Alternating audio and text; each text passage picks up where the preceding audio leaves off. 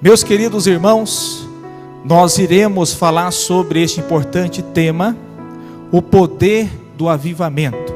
Então, durante essa semana, nós tivemos uma semana especial de oração. Eu acredito que a maioria dos irmãos que estão nos acompanhando nesse momento, estiveram acompanhando também as reuniões que nós tivemos aqui de transmissão durante a semana. E Deus falou com cada um de nós.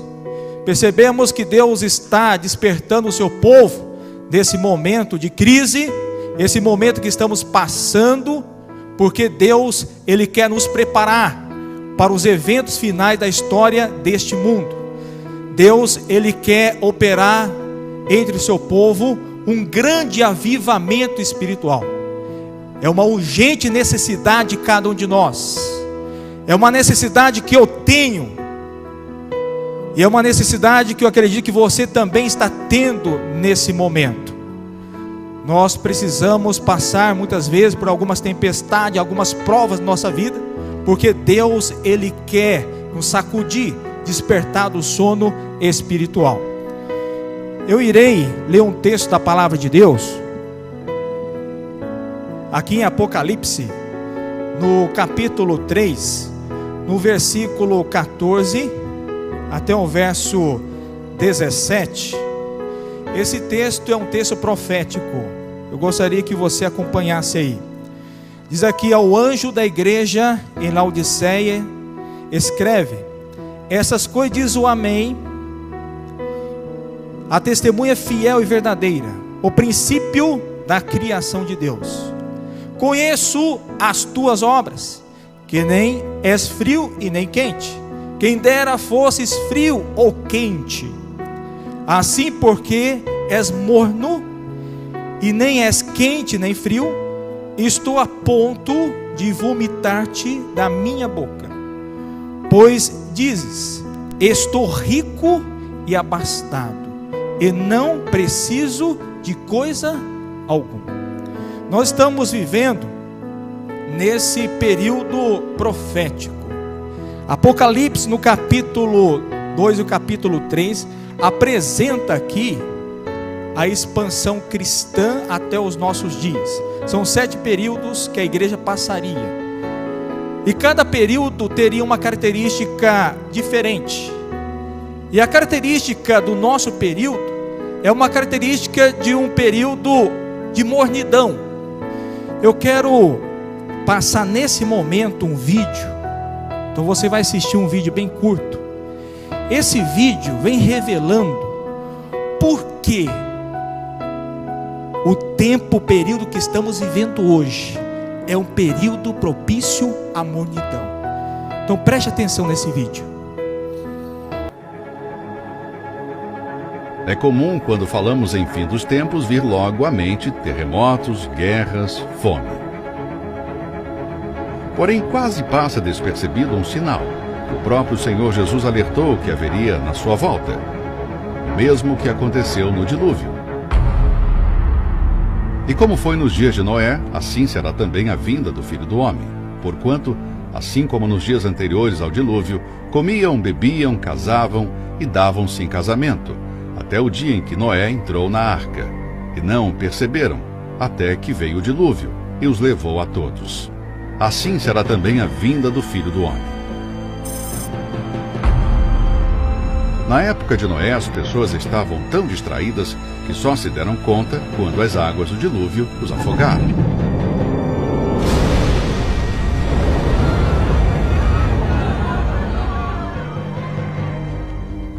É evidente que estamos vivendo na era da distração. Nunca em toda a existência humana houve tantos atrativos para nos distrairmos. Smartphones, games, séries, filmes, aplicativos. Um mundo de opções para ocupar o nosso tempo. Essa tem sido a principal arma do diabo para esfriar muitos cristãos no mundo inteiro. O uso abusivo da tecnologia está afetando a nossa relação com Deus. As novas distrações são tão sorrateiras que estão tomando todo o tempo do ser humano. Segundo o Instituto Americano, as pessoas já passam mais de 1/4 do dia em frente a um computador ou smartphone e checam o mesmo cerca de 150 vezes por dia. O uso excessivo dessas distrações digitais produzem as mesmas mudanças neurológicas que o vício da cocaína. O tempo que antes era para a leitura da Bíblia, das orações em casa, da ida à igreja, são ocupadas pelas distrações produzidas pelo império das trevas. Quantos que deixaram de ir na reunião da igreja aquele dia para terminarem de assistir à série favorita? Ou estavam tão distraídas na rede social que se esqueceram do tempo e quando viram, não foram mais uma vez. O tempo em meditar, jejuar, orar, de ter o seu momento com Deus está ficando cada vez menor. Talvez o diabo não tenha conseguido te derrubar com a prostituição, dinheiro, drogas, mas está roubando de você o tempo que antes era de Deus. E assim estamos vendo muitos cristãos apagados, sem brilho pela falta do azeite das suas lâmpadas. Estamos vivenciando hoje os mesmos dias de Noé. As pessoas estão tão distraídas com as coisas desse mundo que não percebem que o fim se aproxima. Não se distraia. Isso pode ser fatal. Vou fazer um videozinho rápido aqui agora. Vou encontrar minha mãe para almoçar.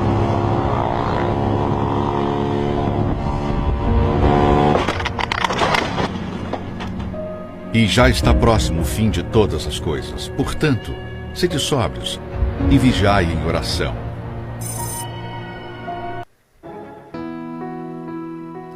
Então, nesse vídeo é mostrado que estamos vivendo em dias difíceis, como foi profetizado pelo apóstolo Paulo. As vésperas do fim do mundo, as vésperas da volta de Jesus, seria a mesma forma. As pessoas estariam entretidas com as coisas seculares, com as coisas nocivas, que prejudicam até mesmo a vida espiritual. E hoje eu quero trazer esse vídeo para você, para que a gente possa compreender que o diabo, ele tem uma estratégia. Qual é a estratégia do inimigo? É entreter a mente do povo de Deus, é entreter a nossa mente e também nos colocar presos, escravos das coisas nocivas deste mundo, como vemos aqui nesta imagem. Então Satanás hoje, o inimigo da sua alma, ele tem esse propósito aqui, primordial. Satanás tem a missão de desviar a atenção do povo de Deus, entreter a nossa mente. 2 semanas atrás, um irmão disse assim: pastor, eu estou muito preocupado. Eu estou muito preocupado porque eu oro, eu estudo a Bíblia, eu também leio vários livros do Espírito de Profecia, estou fazendo o ano bíblico, mas eu não estou sentindo nada. Eu estou sentindo assim que eu estou morno. As coisas estão assim, muito sem gosto. O que devo fazer, pastor? E ele perguntando para mim: o que devo fazer? Porque eu oro, eu leio a Bíblia e não sinto nada. Irmãos, na verdade, é como foi profetizado. Estamos em um período propício à mornidão. É o período que estamos vivendo. Isso acontece comigo. Isso está acontecendo com você também. Então muitas vezes você quer orar, você quer sentir algo na sua vida, você quer orar e ser respondido por Deus, mas de repente você está sentindo esse vazio, está sentindo que você está um pouco distante de Deus. Por que isso acontece? Porque estamos em um estado de mornidão. É o período, é o tempo que estamos vivendo. O apóstolo Paulo, ele era um homem consagrado, era um homem dedicado na pregação do Evangelho. A sua vida, quando lemos a vida do apóstolo Paulo, é uma vida de exemplo. Mas mesmo assim, ele passava por alguns momentos difíceis. Ele mesmo escreveu lá aos Romanos, no capítulo 7, que o bem que ele queria praticar e fazer, ele não conseguia fazer. E o mal que ele não queria praticar ou fazer, ele fazia. Porque existe dentro de nós uma natureza pecaminosa. No nosso sangue, no nosso DNA, existe uma tendência, uma inclinação para as coisas ruins, para as coisas nocivas. Então isso faz parte do nosso período e também faz parte da nossa natureza. Por isso que Deus, Ele está com o propósito de conduzir o seu povo para que venhamos experimentar um verdadeiro e genuíno avivamento. Nós precisamos ser conduzidos a esse avivamento, porque nós precisamos do avivamento. Só o avivamento vai fazer a diferença em nós. Então hoje Deus, Ele quer operar um avivamento na sua igreja. Deus quer operar um avivamento na sua vida. Ele quer avivar-nos. E qual o significado da palavra avivamento? Olha só o significado da palavra avivamento: a ação, o efeito de avivar-se, trazer vida, despertar, tirar do sono, acordar da sonolência. É isso que nós precisamos hoje, ser despertados do sono, de ser despertado do comodismo, porque o comodismo destrói a nossa espiritualidade.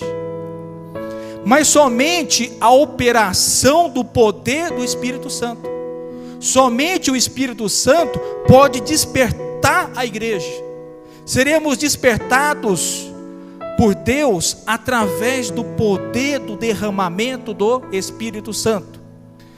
Temos uma passagem bíblica lá em Marcos, no capítulo 4, dizendo que Jesus passou o dia todo pregando, e ele estava exausto, cansado, entrou no barco porque ele tinha uma missão do outro lado do mar da Galileia, em uma pequena cidade, e ali estava Jesus com seus discípulos. Mas no meio da jornada, no meio ali do mar da Galileia, veio uma grande tempestade, e aquela tempestade estava trazendo muitas ondas, e essas ondas estavam trazendo muita água, e a água estava enchendo o barco. E naquele momento que o barco estava cheio de água, balançando por causa da tempestade, Jesus estava tranquilo, descansando, enquanto os discípulos ficaram desesperados. Eles temeram por suas vidas, eles temeram que aquele barco seria afundado ali e todos morreriam. E agora o que aconteceu? Surgiu a necessidade de clamar. Olha só, no meio da tempestade, no momento que o barco estava afundando, veio o que? A tempestade, para despertar os discípulos. Eles sentiram a necessidade de clamar, e clamaram a Jesus que estava ali, e disse: Senhor Jesus, não importas que perecemos nessa tempestade. E naquele momento Jesus disse para a tempestade: acalma, acala-te. E o que aconteceu com a tempestade?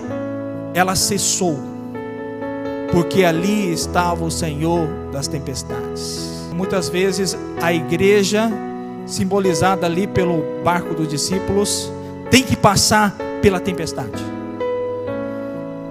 Então, para que venhamos sentir necessidade de Deus genuinamente na nossa vida, para sentir uma necessidade do Espírito Santo em nossa vida, é necessário também passarmos por alguma tempestade, porque a tempestade sacode, a tempestade desperta. O que nós precisamos nesse momento é ser despertados, e a tempestade tem esse objetivo.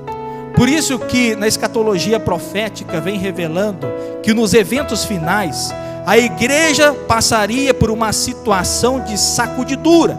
Ela seria sacudida. Deus permitiria que tempestade trouxesse ondas, trouxesse água para dentro do barco, para que o povo de Deus fizesse o quê?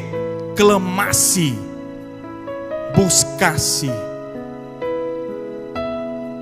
o Deus que pode acalmar toda a tempestade.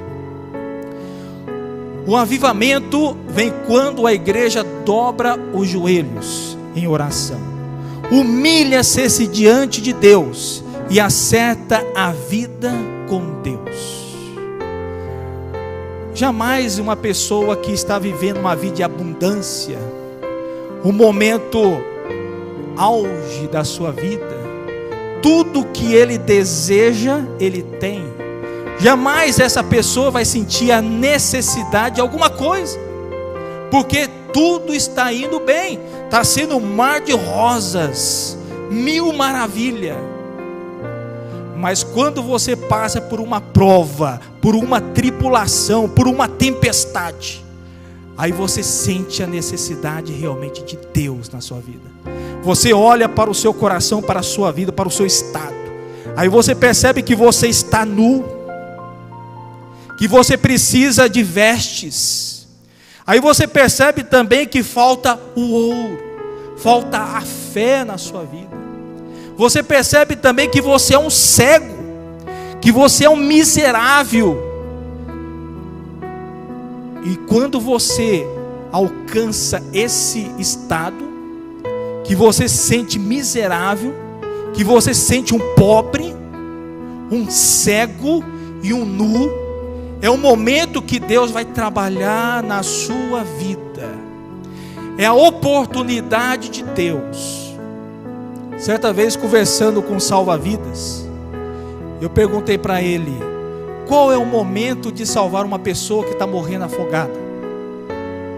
E ele me respondeu: nós precisamos primeiramente a pessoa desistir de lutar, porque enquanto ela está lutando para sair da água, é muito perigoso, porque se alguém chegar próximo dela, ela vai agarrar e ela vai querer sair de uma forma desesperada daquela água, e é perigoso ela morrer afogada e levar a pessoa que está salvando ela junto.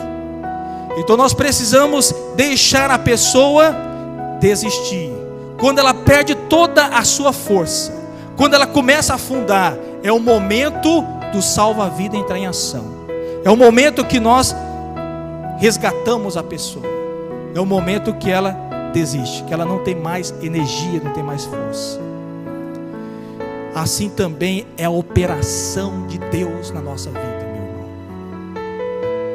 Deus, Ele opera na nossa vida nesse momento. No momento que você desiste de lutar pelo seu eu, pelo seu egoísmo. É o momento que você é levado a uma situação de miséria. É no momento que você reconhece que precisa de Deus e que você consegue viver somente com Deus. Assim, Deus age na sua vida.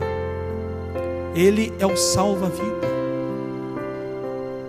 Nós temos a experiência também do filho pródigo.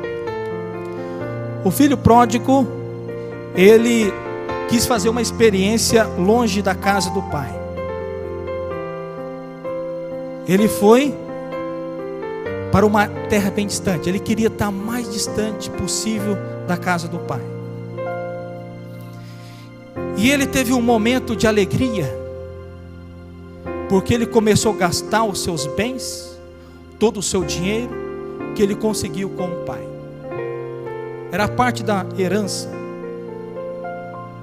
Ele cobrou do pai, recebeu, o pai deu essa oportunidade e ele foi fazer a sua experiência. Mas a experiência se tornou negativa, porque ele foi levado a um estado de miséria. Nós conhecemos bem a história. Irmãos, aquele filho, o filho pródigo, depois que ele passou por uma experiência negativa, uma experiência de miséria, ele reconheceu que todo dinheiro, todo bem material, longe da casa do Pai, não tem valor nenhum. E o pai todos os dias olhava pelo caminho para ver se seu filho estava voltando para a sua casa. Mas porque o pai todos os dias olhava pelo caminho? Porque o pai, ele sabia que o filho estava em perigo. A única segurança para o filho estava dentro da sua casa. E quando aquele filho reconheceu, porque ele chegou no estado de tempestade, no estado de miséria, ele fez uma autoavaliação e disse: a casa do Pai é o melhor lugar do mundo. Lá eu tinha segurança, lá eu tinha proteção, tudo o que eu precisava eu tinha, porque o meu Pai é um Pai de amor, é um Pai que se preocupa comigo. E ele disse: eu vou voltar.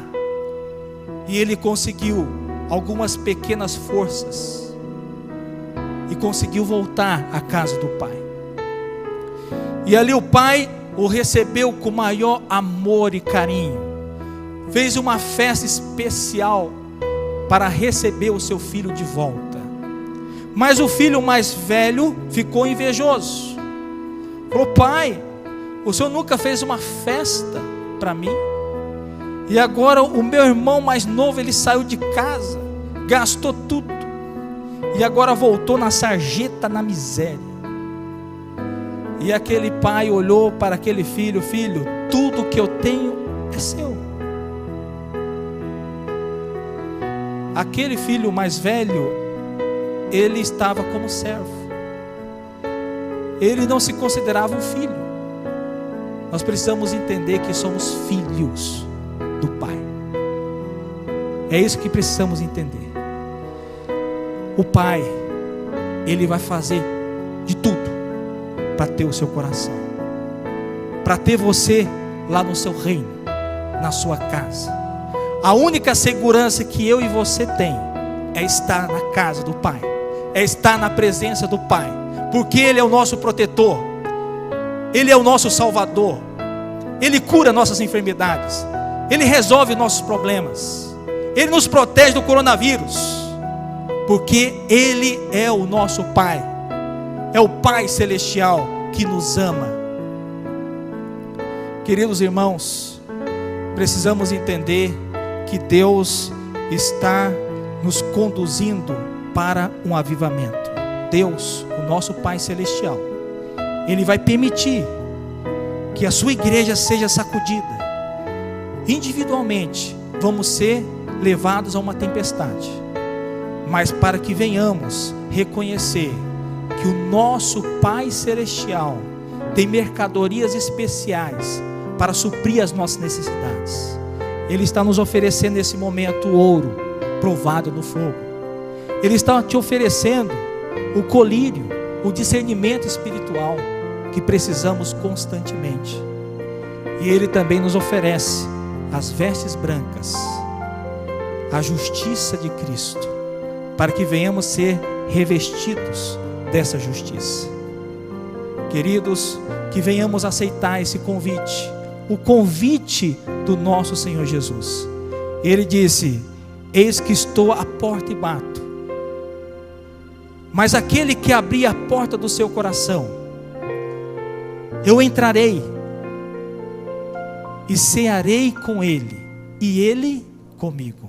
Que venhamos nesse momento fazer esta reflexão, que nós necessitamos de aceitar o convite do nosso Mestre Jesus.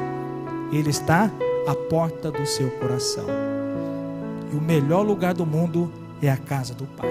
Que Deus abençoe. Amém.